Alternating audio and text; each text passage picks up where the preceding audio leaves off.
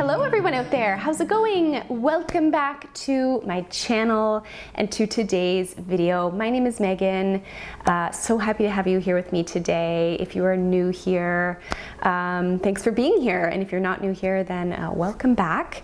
And today's video is one that I am very excited to dive into, because today we are talking all about journaling. And journaling is something that I have done for pretty much my whole life. Ever since I was a little girl, I have journaled, and it's something that I have always been able to turn to when I need to work through something, when I just feel like I need to write something out, get some stuff off my chest, you name it. So in today's video, I'm going to talk about how to get started with journaling, some of the ways that you can approach it, kind of what journaling even is, and I also have 25 journal prompts for personal growth that you can download over on my blog. I have the long list of them, 25 of them, that you can use if you are new to journaling to kind of reflect on and answer. So I will leave that linked below. And without further ado, let's get started. So what is journaling in the first place? So journaling is really just a practice of writing out your thoughts, your fears, things that you're worried about, your beliefs. It's a way to reflect on yourself and to kind of go deeper into understanding yourself a little bit better. And there are so many benefits to journaling that I have personally experienced in my life. Journaling is a great way to reduce stress, because it's a great way to get everything that's on our mind and get it off our chest and get it out onto paper. Can kind of act as a form of therapy. Journaling is a great way for you to be really honest with yourself, which is, something that I think can be really hard for us to do sometimes, is to really open up and be honest with ourselves, admit things to ourselves about how we're feeling. What I personally love about journaling too is it's such a fantastic way to tune into your intuition, to your gut, what your gut is telling you. Journaling is also a great way to gain some insights as well, because you can really take a moment to objectively look at how it is that you're feeling, the thoughts that you're thinking, and look at them in a very objective way, to see things in a new way, to look at things from a different kind of angle and perspective. It's also really relaxing. It can be a very, calming, relaxing activity, and a great way to be creative as well. So let's talk about how to actually get started with journaling. The very first thing that you want to do here is to invest in a nice journal for yourself. Now, you might not be particularly picky about this, but it is one of my favorite things to do, is going out usually about once a year or once every year and a half or so. That's usually how long it takes me to fill out a journal from beginning to end. But I love going out, and I go and I look at journals and I pick one that I think is really lovely. So this is my old journal that I just finished the other day. Love this journal, it's a good one. I love the binding on it. Makes for easy flipping through pages. But the one that I just got is this one here. Very fun, just a notebook. The next thing that you want to do is to pick a time that works for you when it comes to actually deciding, how could I start to integrate a journaling kind of practice into my life.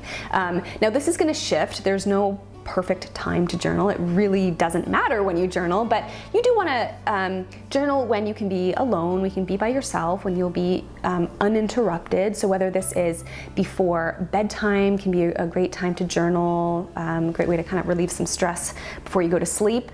In the evening, as part of kind of a self-care or evening routine, as part of your morning routine, this is a great way to start your day, set some intentions for the day, or really any other time that you're just feeling emotional, you have some thoughts that you're, some things that you're dealing with that you just feel like you need to get it out, write it out. You don't have to journal every single day. That's definitely something that I want to point out here too. For me, sometimes I journal a couple times a week. Sometimes it's a few days in a row because I'm just really working through something. Other times I, haven't journaled in 2 or 3 months because I just haven't been journaling, and that's just fine. It's not a problem. Okay, so next, most people wonder, what do I write about? What do I write about? What is kind of the purpose of it here? What am I supposed to write, right? I'm gonna tell you right now some things that you can write about, and some of these are really great ways to dig deep, to dive deep and to start to understand yourself a little bit better. So you can journal about fears that you have or limiting beliefs that you have, which is a belief that we have that holds us back, right? When we tell ourselves, oh, I can't do that because of XYZ, or I'm not good enough, whatever it is, that's a limiting belief. And journaling is an opportunity to write out what that fear is or what that limiting belief is and explore it. Where is this coming from? Why do I feel this way? You can journal about something that you feel really overwhelmed about or stressed about, right? So just getting out your worries, putting them out onto paper. You can also journal about a decision that you are grappling with. If you're trying to gain some clarity on something that you're trying to decide, this is one of the best times to journal, is to look at, there's something that I need to make a big decision on, it's stressful, let me write it out, let me look at this deeper. You could also journal about just recapping on your day, on something that happened to you, something great that happened, maybe something not so great that happened. You can just journal about that if you wanted to. You can also journal about something that you are grateful for, right? Practicing like a gratitude journaling practice. Research shows that when we practice gratitude and when we have thanks and when we really appreciate what we have in our life, it increases our levels of happiness and feeling content in our life. And so that's why gratitude and gratitude journaling can be really beneficial. You can use journaling as a way to create a vision for yourself, a personal vision, maybe your wellness vision, your business vision. Writing these things out, the vision that you have for certain things, goals, that's where journaling comes in handy. Lastly, writing out some stuff that you have to get done. So, you can kind of use it as a bit of a to-do list if you want to, but really just, stuff you gotta do. There's a lot going on in your head, write it out.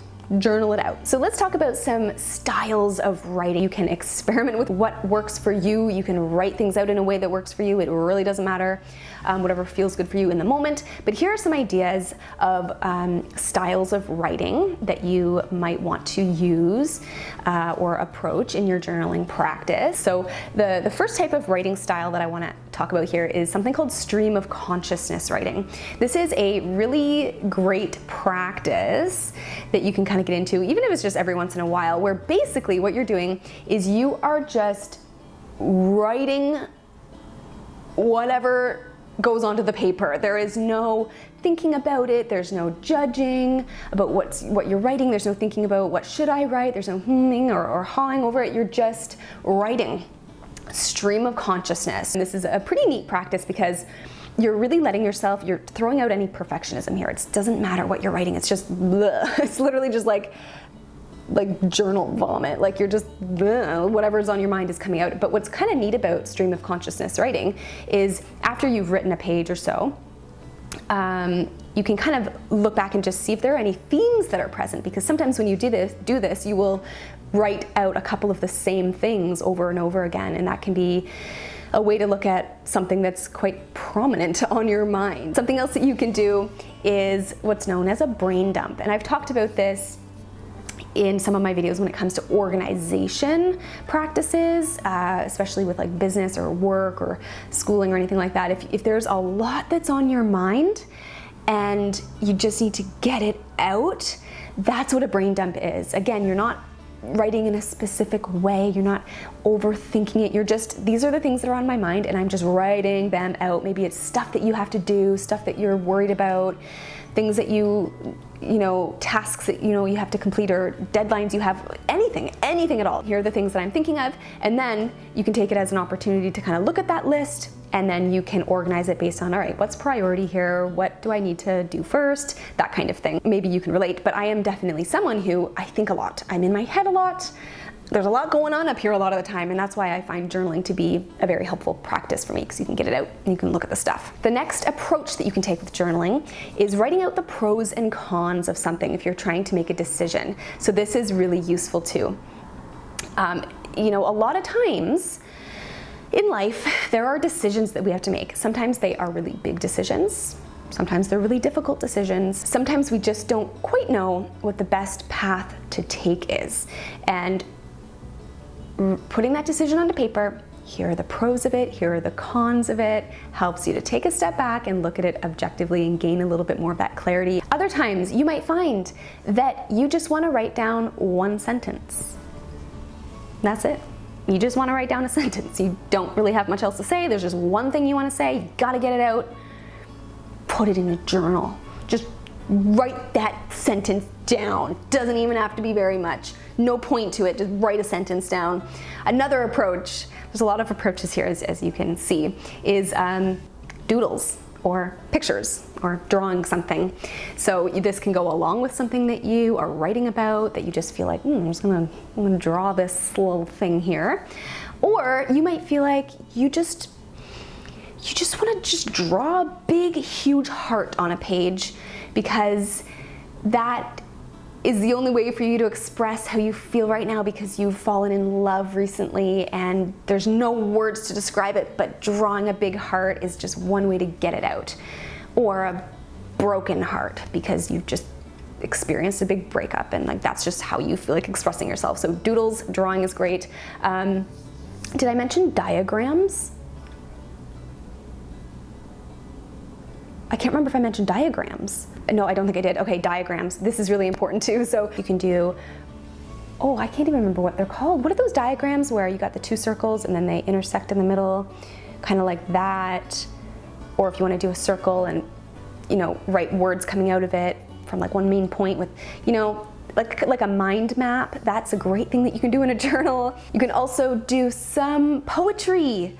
If you love being creative in this way, storytelling, trying to express something that you're feeling in a way that's not so explicit, but more poetic and creative. This is something that I love doing. I love poetry and I love expressing myself in that way, so you could do it like that. And lastly, if you're really feeling like you don't want to write out pages and pages of stuff, you could just write some jot notes of how you're feeling. Just some jot notes, bloop, there you go, done. Okay, so I feel like I listed quite a few there. These are all ones that I use when it comes to like how I journal at different times, depending on how I'm feeling, depending on what it is that is on my mind. I might use some of these or a combination of them. And I would love to hear from you. If you are someone who journals, let me know in the comments below your like approach. If you use a certain style of writing that maybe I didn't mention here, let me know.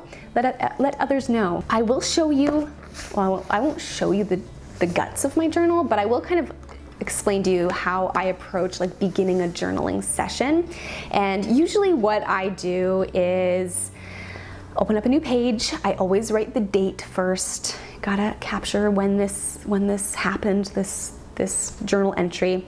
And I will pretty much always write down some sort of title. I'll create like a title based on what it is I'm about to write about that kind of captures it, like a creative little creative title. And then we'll start writing. So here is an excerpt from the very first page of this journal, which I began writing in June 17th of 2019. So as you can see, it usually takes me about a year and a half-ish to finish a journal, because I've just bought a new one and it is now the end of October of 2020.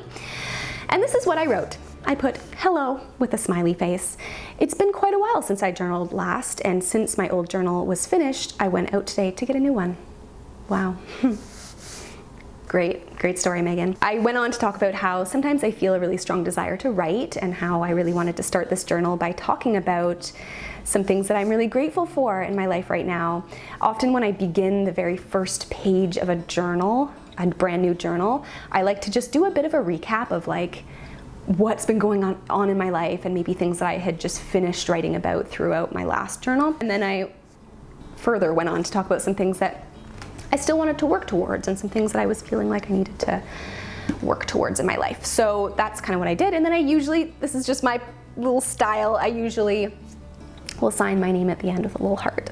But you don't have to do that, you could do whatever you want. So that brings us to the end of today's video, all about how to get started with starting your own journaling practice, or just journaling in general. Don't forget to download the 25 journaling prompts for personal development and some self-growth, some self-discovery. You can download those on my blog. There's a link for you right below in the description box.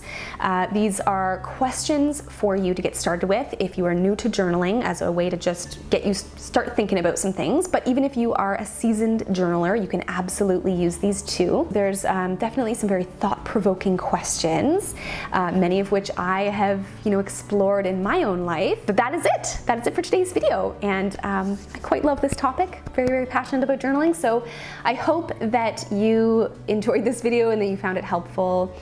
And that's it. That's all I gotta say. I will see you all in the next one.